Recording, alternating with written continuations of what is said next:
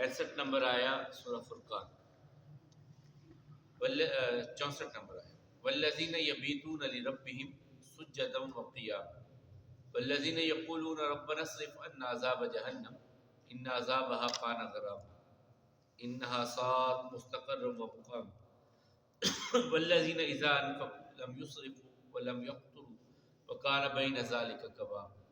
صدقت یا رب العالمین۔ والذین، اور وہ لوگ، یبیتون جو رات گزارتے ہیں، لربہم اپنے رب کے لیے، سجدن سجدے میں، وقیاما اور قیام میں، والذین اور وہ لوگ، یقولون جو کہتے ہیں، ربنا اے ہمارے رب، اصرف پھیر دے، انا ہم سے، عذاب جہنم جہنم کے عذاب، ان یقیناً عذابہا اس کا عذاب یعنی جہنم کا، کان ہے غراما چمٹ جانے والا، انہا یقیناً سات بہت برا ہے، مستقرن ٹھکانہ و مقامہ اور رہنے کی جگہ، والذین اور وہ لوگ اذا انفقوا جب وہ خرچ کرتے ہیں، لم یسرفوا وہ حد سے نہیں گزرتے، ولم یقتروا اور نہ بالکل روک لیتے ہیں، وقان بین ذالک قواما اور ان دونوں کے درمیان ان کا راستہ ہوتا ہے، ان کا طریق ہوتا ہے۔ کل ہم نے جو پڑھا تھا، اللہ تعالیٰ فرماتے ہیں بڑی برکت والی ذات ہے جس نے آسمان میں بروج بنائے، سورج بنایا، چاند کو روشن کیا، رات اور دن ایک دوسرے کے پیچھے چلائے، اس میں نصیحت ہے، جو نصیحت حاصل کرنا چاہے یا شکر گزاری کرنا چاہے۔ پھر فرمایا رحمان کے بندے وہ ہیں جو زمین پر بڑی عاجزی سے چلتے ہیں، اور جب کوئی جاہل ان سے مخاطب ہوتا ہے تو سلام کہتے ہیں۔ عباد الرحمن، یہ کل بھی بات چلی تھی کہ اللہ کے بندوں کے، اولیاء اللہ کے وصف، ان کی خوبیاں اللہ تعالیٰ کہتے ہیں جو میرے بندے ہیں۔ یہاں بھی ایک بہت بڑی چیز جو کل مس ہوئی وہ تھی عباد الرحمن کہا گیا۔ رحمان کی صفت لانے کا مطلب یہ تھا کہ وہ میرے بنتے ہیں تو یہ بھی میری رحمت ان پر ہوتی ہے، یعنی اللہ تعالیٰ کہتے ہیں جو ان راہوں پہ چلتے ہیں میری رحمت ان پر ہے کہ وہ میرے قریب آ جاتے ہیں، میں انہیں قریب کرتا ہوں اپنی رحمت کے ساتھ۔ تو سب سے پہلی خوبی ہم نے پڑھی تھی کہ وہ تکبرانہ چال نہیں چلتے، اکڑ کر کے نہیں چلتے، گلیوں میں، بازاروں میں، کہیں بھی تکبر کی چال نہیں چلتے، بڑی عاجزی کے ساتھ چلتے ہیں۔ اور دوسرا ہم نے کل پڑھا تھا، دوسری خوبی ان کی یہ ہے کہ جب کوئی جاہل، کوئی ضدی ہٹ دھرم بحث کرنے لگ جائے، خام خواہ کی بحث ہو، تو سلام کہہ کر کے رخصت ہو جاتے۔ ابراہیم علیہ السلام کا واقعہ بھی اس پر ہے سورہ مریم میں، وہ جب باپ نے غصے میں ڈانٹا اور قال ان لم تنتهِ لارجمنک واہجرنی ملیہ، اگر تو باز نہ آیا تو میں تجھے پتھر ماروں گا، چھوڑ دے مجھ کو، چلا جائے یہاں سے۔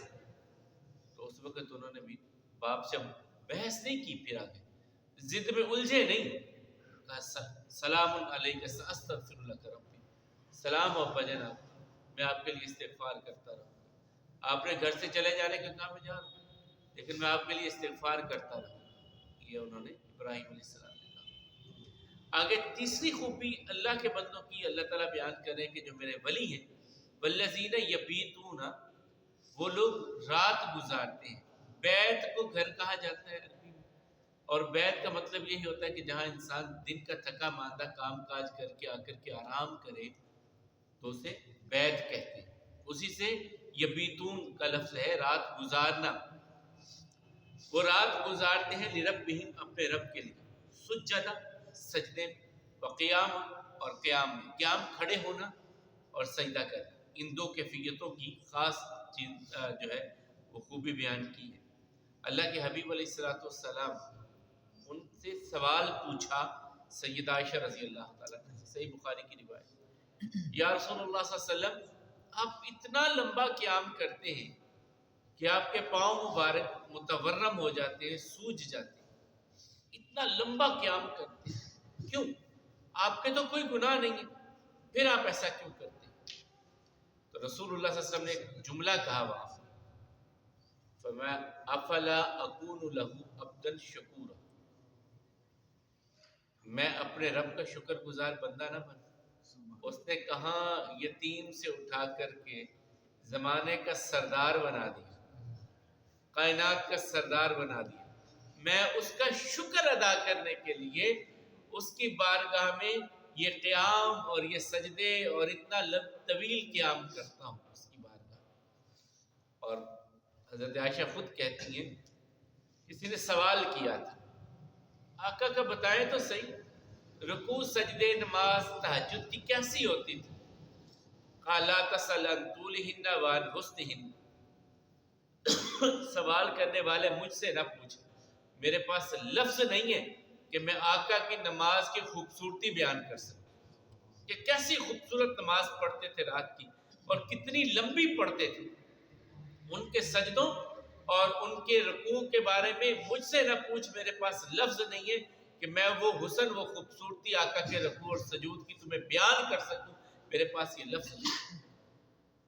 تو انہی کے بارے میں اللہ تعالیٰ نے کہا نا، تتجافى جنوبهم عن المضاجع يدعون ربهم، میرے جو بندے ہیں نا وہ رات جب بستر پہ لیٹتے ہیں نا تو میری یاد آتی ہے، اب انہیں بستر اچھا نہیں لگتا، وہ کھڑے ہو جاتے ہیں، میرے عذاب کا ڈر بھی ہوتا ہے، میری رحمت کی امید بھی ہوتی ہے، اور ان دونوں کے درمیان پھر مجھ کو پکارنے لگتے ہیں۔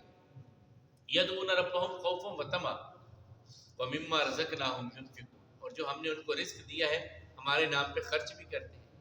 پھر اللہ تعالیٰ نے آگے ان کے لیے جو خوبی، ان کے لیے جو انعام بیان کیا، فلا تعلم نفس ما اخفی لهم من قرۃ اعین، ان لوگوں کے لیے میں نے جو انعام تیار کیا ہے، جب یہ جا کر کے دیکھیں گے ان کی آنکھیں ٹھنڈی ہو جائیں گی، ایسا سکون انہیں آ جائے گا جو میں نے ان رات کو میرے حضور میں میرے عذاب سے ڈر کر کے اور میری رحمت کی امید رکھ کر کے نماز پڑھنے والوں کو، ان کے لیے جو میں نے انعام تیار کیا ہے، جب دیکھیں گے تو ان کی آنکھیں ٹھنڈی ہو جائیں گی۔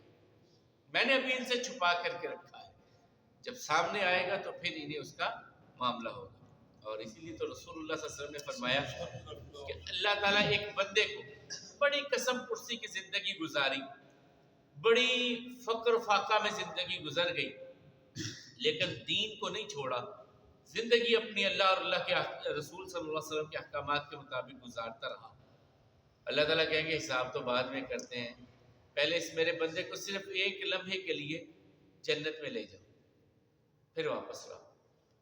اللہ تعالیٰ پوچھیں گے بندے، بڑے فاقے، بڑی تنگ دستی، بڑی احتیاج دیکھی تو نے، غربت بڑی دیکھی، آج میرے سامنے آیا ہے، وہ کوئی غربت، وہ کبھی کی بھوک یاد ہے؟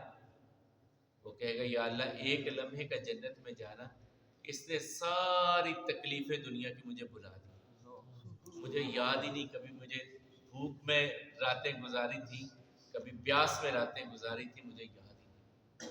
یہ ایسی ہے، فلا تعلم نفس ما اخفی لهم من قرۃ اعین۔ اللہ ہم سب کو جنت الفردوس عطا فرمائے، ہمارے والدین جو جا چکے اللہ انہیں بھی جنت الفردوس عطا فرمائے، جو ہماری اولادیں ہیں اللہ انہیں بھی انہی راہوں پہ چلنے کی توفیق عطا فرمائے۔ فرمایا والذین یبیتون لربہم سجدا وقیاما، وہ رات گزارتے ہیں سجدوں میں اور قیام میں۔ والذین یقولون ربنا اصرف عنا عذاب جہنم، اب چوتھی چیز ان کی کیا ہے کہ وہ اپنے رب کو پکارتے ہیں، اپنے رب سے دعائیں کرتے ہیں، کیا؟ ربنا اصرف عنا عذاب جہنم، یا اللہ ہم سے جہنم کے عذاب کو دور کر دیں، جہنم کے عذاب کو ہم سے دور کر دیں۔ ان عذابها کان غراما، وہ تو چمٹ جانے والا ہے، وہ چمٹ جانے والا ہے، اس سے دور کر دے، اسے ہم سے دور کر دے جہنم سے، جس کے بارے میں ہر تشہد میں رسول اللہ صلی اللہ علیہ وسلم اللہ تعالیٰ سے پناہ طلب کیا کرتے تھے۔ اللہم انی اعوذ بک من عذاب القبر، اللہم انی اعوذ بک من عذاب جہنم، یا اللہ میں تجھ سے قبر کے عذاب سے پناہ مانگتا، جہنم کے عذاب سے۔ ایک جگہ پہ کبھی پڑھ لیتے من عذاب النار اور کبھی کہتے عذاب جہنم، یہ دو الفاظ نبی کریم صلی اللہ علیہ وسلم اپنے اتحیات میں اللہ تعالیٰ سے دعا جو کرتے ہیں، اور یہ دعا ضرور یاد کرنی چاہیے۔ ہمارے ہاں یہ بہت کوتاہی ہے، نبی کریم صلی اللہ علیہ وسلم نے بہت تاکید کے ساتھ کہا ہے کہ یہ پڑھو، بڑی تاکید کے ساتھ کہا کہ تحیات میں یہ دعا پڑھا کرو، اللہم انی اعوذ بک من عذاب القبر، اللہم انی اعوذ بک من عذاب النار یا عذاب جہنم، اللہم انی اعوذ بک من فتنة المحیا والممات، اللہم انی اعوذ بک من فتنة مسیح الدجال۔ یہ دعا پڑھنے کی بہت تاکید کی ہے رسول اللہ صلی اللہ علیہ وسلم نے التحیات۔ تو فرمایا وہ دعا کرتے ہیں ربنا اصرف عنا عذاب جہنم ان عذابها کان غراما، وہ تو چمٹ جانے والا ہے وہ عذاب جہنم کا، انہا سات مستقر و مقام، یا اللہ وہ تو ٹھکانہ بھی بہت برا ہے۔ جس طرح اس بندے کو اللہ تعالیٰ جنت میں ایک لمحے لے جائیں گے نا، اس کے بالکل الٹ ایک اور بندہ ہوگا۔ یہ صحیح مسلم کی ایک روایت کی دونوں ترتیبیں ہیں، جس نے پوری زندگی عیاشیوں میں زندگی گزاری، کبھی اس نے بیماری اور دکھ نہیں دیکھے، تھا اللہ کا نافرمان۔ اللہ تعالیٰ قیامت کے دن کہیں گے حساب بعد میں لیتے ہیں، اسے جہنم کا ایک وزٹ کراؤ، ایک لمحے کے لیے لے جاؤ، پھر لاؤ میرے سامنے۔ لایا جائے گا، اللہ تعالیٰ پوچھیں گے ہاں بھائی بندے بڑی عیش کی تو نے دنیا میں؟ کہو یا اللہ کہاں عیش کی، ایک لمحے نے مجھے دنیا کے ساری وہ لذتیں، وہ سارے سکون، وہ ساری عیاشیاں ایک لمحے کے عذاب نے بلا دیے مجھے۔ جو رسول اللہ صلی اللہ علیہ وسلم فرمایا ایک سوئی کے نکے کے برابر، سم الخیات، ایک سوئی کے نکے کے برابر اگر زمین پر سوراخ ہو جائے جہنم کی آگ سے، تو زمین کا سبزہ ختم ہو جائے، یہ گرینری ختم ہو جائے زمین کی، وہ ایسا عذاب۔ تو اللہ کے حبیب علیہ السلام جس سے پناہ مانگا، تو انہا سات مستقر و مقامہ، یا اللہ وہ بہت برا ٹھکانہ ہے، رہنے کی بہت بری جگہ ہے، اس سے ہمیں پھیر دے، اس سے ہم جہنم سے کے عذاب سے ہمیں پھیر دے، اسے ہم سے پھیر دے۔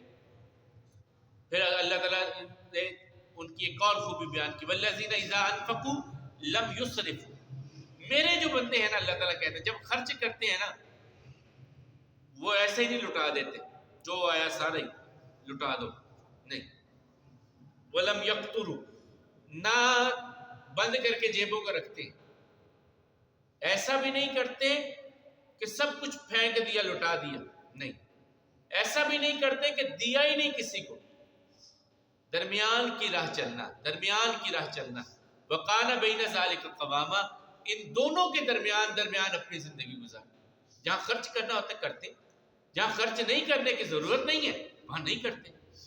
ہمارے ہاں تو الٹ معاملہ ہو گیا، ہم نے اب شادیوں پہ جتنا معاملہ ہمارے ہاں ہو گیا ہے، جتنا خرچ ہم نے یہ رکھ لیا ہے، اور میں اکثر جو کہتا ہوں کہ یہ خدا کی قسم نے بڑا ظلم کیا ہے، بہت بڑا ظلم کر رہے ہیں ہم اپنے معاشرے کے ساتھ، نکاح کو آسان نہ کر کے، نکاح کو مشکل کر کے ہم بڑا ظلم کر رہے ہیں۔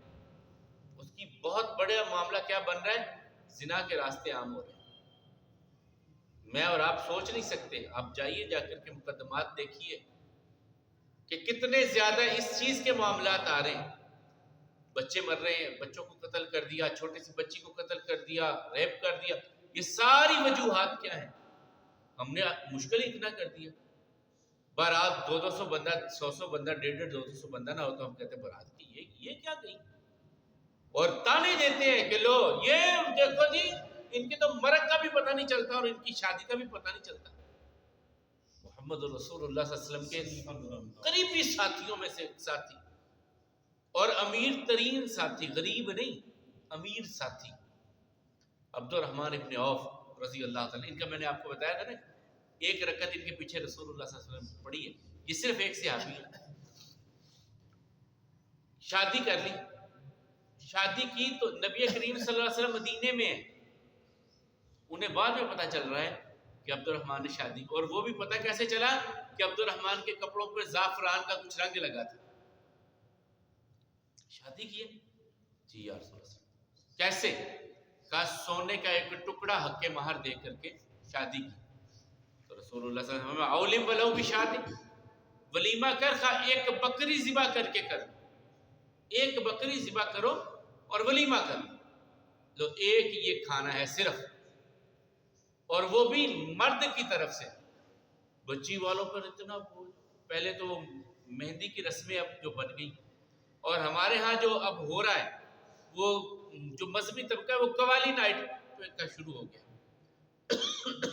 محفل کا معاملہ شروع کر لیا، اور ہمارے بھی کچھ چل پڑے وہ درس کا یہ سلسلہ، یہ کیا چیزیں، یہ بھی تو بدعت ہے. ہم درس دینے چلے جائیں وہاں پر اس موقع پر، یہ کیا ہے؟ کوئی قوالی کروا رہا ہے، کسی نے محفل نعت رکھ لی اور کسی نے درس کے نام پر وہ اپنے پیسے بنائے اور چلے گئے. یہ بھی سارے غلط کام ہیں. تو بہرحال شادیوں پہ یہ جو پھر پیسے یہ پھینکنا، شادیوں پہ کیا، اب تو مسجدوں میں مولویوں پہ پھینکے جاتے ہیں، ان پر پھینکے جاتے ہیں پیسے. وہ سر لگا رہا ہے اور پھینک رہے پیسے. اور کیا یہ مذاق بنا کر کے رکھ دیا دین. تو اللہ تعالیٰ کہتے ہیں والذین اذا انفقوا لم يسرفوا ولم يقتروا وقال بین ذلک قوام. میرے بندے عباد الرحمن جو ہیں جب خرچ کرتے ہیں تو سوچ سمجھ کر کے خرچ کرتے ہیں، نہ بالکل ہاتھ کھلا کہ سب کچھ ضائع کر دیں، اور نہ ایسے کہ وہ بخیل بن جائیں. ان دونوں کے درمیان زندگی گزارتے ہیں. وہ لوگ جو راتیں گزارتے ہیں اپنے رب کے لیے سجدے میں اور قیام میں، اور اپنے رب سے دعا کرتے ہیں ہمارے رب جہنم کو ہم سے پھیر دے. یقیناً اس کا عذاب تو چمٹ جانے والا ہے، بہت برا ٹھکانہ ہے. اور جب وہ خرچ کرتے ہیں نہ حد سے گزرتے ہیں نہ بالکل بخیل ہوتے ہیں. ان دونوں کے درمیان ان کا رویہ اور طریقہ کار ہوتا ہے. کل ہم نے میت کے غسل اور غسل کے بعد پھر کفن کے حوالے سے گفتگو کی، اور کفن کے بعد پھر میت کو لے جانا، کہ اسے لے کر کے جانا ہے تو سر آگے کی طرف ہونا چاہیے، پاؤں کسی بھی طرف پڑ جائیں یہ کوئی بات نہیں ہے. رسول اللہ صلی اللہ علیہ وسلم صحابہ کرام کا یہی طریقہ کار ہوتا تھا کہ وہ سر جس طرف جانا ہے سر آگے کو ہوگا میت کا. اور یہ جو کہا جاتا ہے اس پر کلمہ شہادت، یہ بھی کسی حدیث میں نہیں ہے. اور پھر وہ میت کو کندھا جو ہے وہ نہ دے، فلاں نہ دے جی، غیر محرم نہ دے. اس کا بھی نبی کریم صلی اللہ علیہ وسلم کے کسی فرمان میں نہیں ملتا. میت محرم ہوتی ہے سب کے لیے. محرم کا مطلب کل بھی یہ بات ہوئی تھی، بعد میں سوال کے ساتھی نے کیا تھا کہ محرم کا مطلب یہ ہوتا ہے کہ جس سے نکاح نہیں ہو سکتا. اب جو فوت ہو گیا اس سے تو کسی کا بھی نکاح نہیں ہو سکتا، تو وہ تو فوت ہو گئی، خاتون فوت ہو گئی تو اس سے کسی کا نکاح نہیں ہوتا، وہ سب کے لیے محرم ہوتا ہے. تو کوئی بھی کندھا دے سکتا ہوتا ہے. رسول اللہ صلی اللہ علیہ وسلم کی خود کی بیٹی سیدہ ام کلثوم جب فوت ہوئی ہیں، حضرت عثمان رضی اللہ تعالیٰ عنہ کی بیوی تھی، تو نبی کریم صلی اللہ علیہ وسلم نے جنازہ پڑھایا. جنازے کے بعد قبر پہ چلے گئے اور کہا کہ وہ بندہ قبر میں اترے جو آج رات اپنی بیوی کے پاس نہیں گیا.